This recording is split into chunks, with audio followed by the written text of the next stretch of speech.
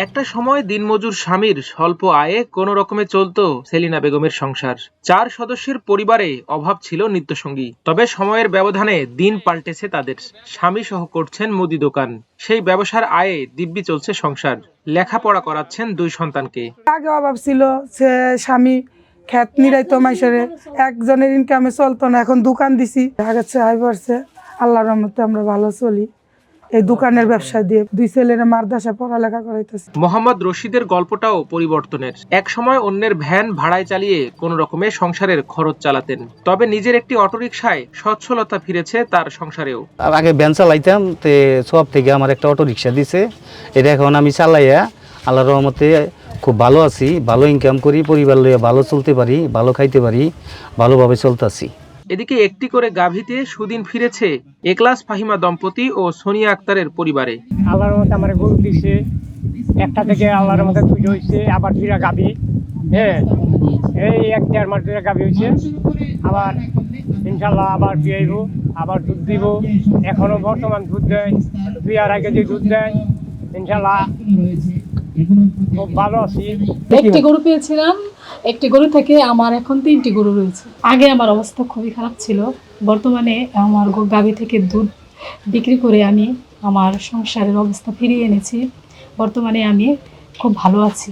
মুদি দোকান, অটোরিকশা ও গাভীতে ভাগ্য বদলানো এই পরিবারগুলোর অতীত ছিল নুন আনতে পান্তা ফুরানোর দশার। তবে তাদের এই দিন বদলের পেছনে কাজ করেছে সওয়াব ফাউন্ডেশন নামক একটি দাতব্য সংস্থা। আমার মেয়ে একটা গরু পেয়েছে সব থেকে। এই গরুটা 4টা গরু হয়েছে, আর একটা গরু বিক্রি করছে। এই 3টা গরু আছে। একটা গরু এই দুধ বেয়েছে। আমার মেয়ে মানে অবস্থা একটু ঘুরছে। গাড়িটা দিয়ে আমার বহুত উপকার করছে সবে। আমি এটা দিয়ে অনেক ইনকাম করে চলতেছি, আমার ছেলে মেয়ে পড়ালেখা শিখাইতেছি, আমার পরিবার লইয়া আমি খাওয়া দাওয়া করে ভালো আছি, খুব শান্তিতে আছি।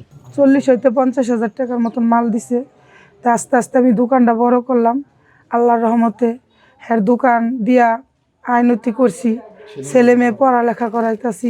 জানা গেছে সংস্থাটি সাভারের বিরুলিয়া এলাকায় 150টি অসচ্ছল পরিবারকে স্বাবলম্বী করার উদ্যোগ নেয়। আর সেই প্রকল্পেই বদলে যায় সেলিনা এখলাসদের মতো 120টি পরিবারের ভাগ্য।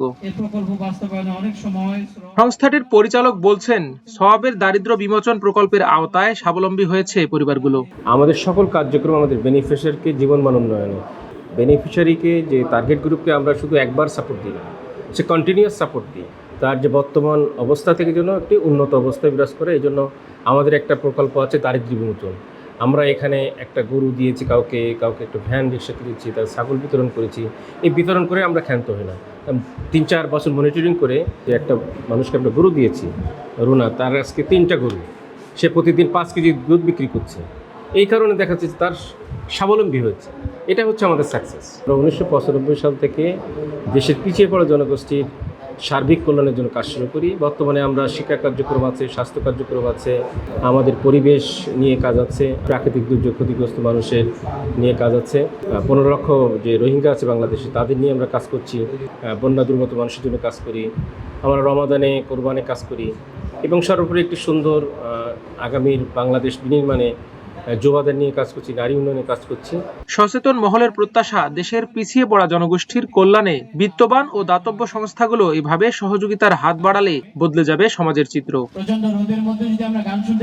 আরমান মুজাহিদ, আমার দেশ, ঢাকা।